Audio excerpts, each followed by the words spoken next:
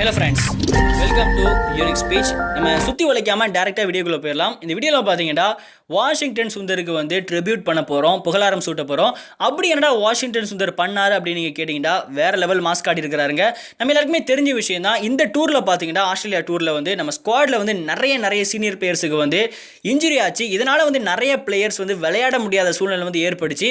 4th டெஸ்ட்டில் பார்த்தீங்கன்னா Washington Sundar அப்புறம் நட்ராஜன் இந்த ரெண்டு பேருமே தமிழ்நாடு தான். இந்த ரெண்டு பேருக்குமே வந்து 4th டெஸ்ட்டில் வந்து டெபியூ பண்ணக்கூடிய சான்ஸ் கிடச்சிது. இந்த 4th டெஸ்ட்டை பொறுத்த மட்டிலும் இதுதான் ஃபைனல் டெஸ்ட். இந்த டெஸ்ட்டை வந்து யார் ஜெயிக்கிறாங்களோ அவங்களுக்கு தான் பார்டர் கவாஸ்கர் டிராஃபி கிடைக்குங்க. பட் இந்தியன் கிரிக்கெட் டீமுடைய பவுலிங் லைன் அப்படிங்க பார்த்தீங்கன்னா இஷாந்த் சர்மா கிடையாது, பும்ரா கிடையாது, ஷமி கிடையாது, புவனேஸ்வர் குமார் கிடையாது, உமேஷ் யாதவ் கிடையாது, ஜடேஜா கிடையாது, ரவி அஸ்வின் கிடையாது. இப்படி எக்ஸ்பீரியன்ஸ் ஆன எந்த ஒரு பிளேயருமே இல்லாத நேரத்திலையும் பார்த்தீங்கன்னா நம்ம பசங்க வந்து சூப்பராக பவுலிங் போட்டாங்க. நட்ராஜன் அப்புறம் வந்து ஷர்துல், தாக்கூர், வாஷிங்டன் சுந்தர் இந்த 3 பேருமே வந்து 3 விக்கெட் எடுத்தாங்க. இந்தியன் சைடில் வந்து நிறைய பாராட்டுகள் கிடைச்சதுங்க. ஏன் அப்படின்னு நீங்கள் கேட்டிங்கன்னா அட்வைஸ் கொடுக்கறதுக்கு எக்ஸ்பீரியன்ஸ் ஆன பிளேயர் கிடையாது. அது மட்டும் இல்லாமல் டெபியூ வர இது எல்லாத்தையும் தாண்டி வந்து இந்த ப்ரெஷர் எல்லாம் வந்து ஹேண்டில் பண்ணி 3 விக்கெட் எடுக்கிறது அப்படிங்கிறது வந்து சாதாரண விஷயம் கிடையாது. அப்படிங்கிற மாதிரி வாஷிங்டன் சுந்தருக்கும் நட்ராஜனுக்கும் வந்து நிறைய பாராட்டுகள் கிடைச்சது. பட் பேட்டிங் அப்படி நீங்கள் வரும்போது பார்த்தீங்கன்னா ஆஸ்திரேலியா வந்து ஃபர்ஸ்ட் இன்னிங்ஸில் வந்து 369 வந்து நமக்கு வந்து டார்கெட்டாக செட் பண்ணாங்க. அன்ஃபார்ச்சுனேட்டாக நம்மளுடைய பேட்ஸ்மேன் வந்து நல்லா விளையாடலை. கில்லு வந்து 7 ரன்ஸில் அவுட் ஆகிட்டாங்க. ரோஹித் சர்மா வந்து 44, ரஹானே வந்து 37, புஜாரா வந்து 25, மயங்க் அகர்வால் வந்து 38.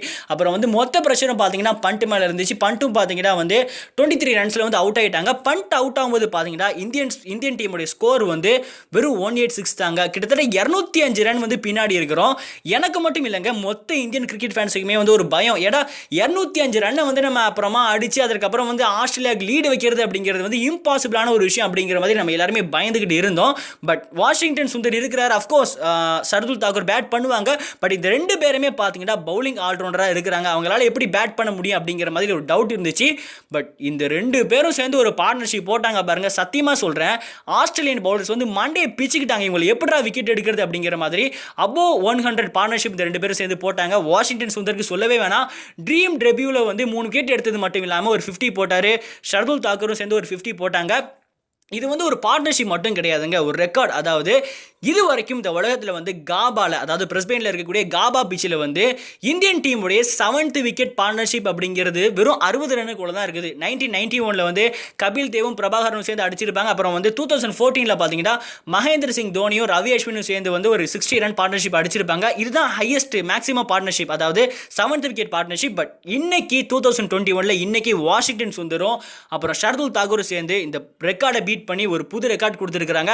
ஆல்மோஸ்ட் இந்தியன் கிரிக்கெட் டீமுடைய கப்பல் மூழ்கி இருந்த நேரத்தில் வந்து அந்த கப்பலை காப்பாற்றி இருக்காங்கன்னு தான் நான் சொல்லணும். பட் நான் இந்த வீடியோ மேக் பண்ணும்போது பார்த்தீங்கன்னா வாஷிங்டன் சுந்தர் வந்து 60ல் இருக்கிறாரு, ஷர்துல் தாக்கூர் வந்து 67ல் அவுட் ஆகிட்டாங்க. பட் நான் ஒரு சின்ன விஷயம் நோட் பண்ணாங்க. அதாவது காபா அப்படிங்கிறது வந்து ஆஸ்திரேலியாவுடைய பேரடைஸ் பீச். இதில் பார்த்தீங்கன்னா நிறைய ஆஸ்திரேலியா ஃபேன்ஸ் தான் இருப்பாங்க. 31 வருஷமாக வந்து ஆஸ்திரேலியா வந்து இந்த பீச்சில் வந்து தோத்ததே இல்லை. பட் அந்த பீச்சிலையும் பார்த்தீங்கன்னா சுந்தர் அப்படிங்கிற மாதிரி ஒரு ஷவுட் வந்து வந்துகிட்டே இருந்துச்சு. நான் இதுக்கு முன்னாடி இந்த ரைமிங் வந்து சச்சின் தான் கேட்டிருக்கேன். பட் இந்த ரெண்டு பேரையும் கம்பேர் பண்ணக்கூடாது. பட் அந்த பீச்சிலையும் வந்து பார்த்தீங்கன்னா சுந்தருக்கு வந்து எவ்வளோ பெரிய சப்போர்ட் இருக்குது அப்படிங்கிற விஷயத்தை பார்க்கும்போது ரொம்பவே ஹாப்பியாக இருந்துச்சு. ஸோ உங்களுடைய ஒப்பீனியன் என்ன? இந்தியா வந்து லீடு வைப்பாங்களா, இந்த மேட்சை வந்து இந்தியா ஜெயிப்பாங்களா அப்படிங்கிற விஷயம் உங்களுக்கு ஏதாவது ஒரு அபிப்பிராயம் இருந்தால் நீங்கள் வந்து கமெண்ட்டில் லீவ் பண்ணலாம். ஸோ வேறு ஏதாவது டாபிக் நான் பேசினாலும் நீங்கள் கமெண்ட்டில் லீவ் பண்ணுங்கள், நான் கண்டிப்பாக எடுத்து பேசுகிறேன். உங்களை இன்னொரு நாளைக்கு என்னுடைய பார்க்குறேன். அது வரைக்கும் லவ் யூ ஆல், பை.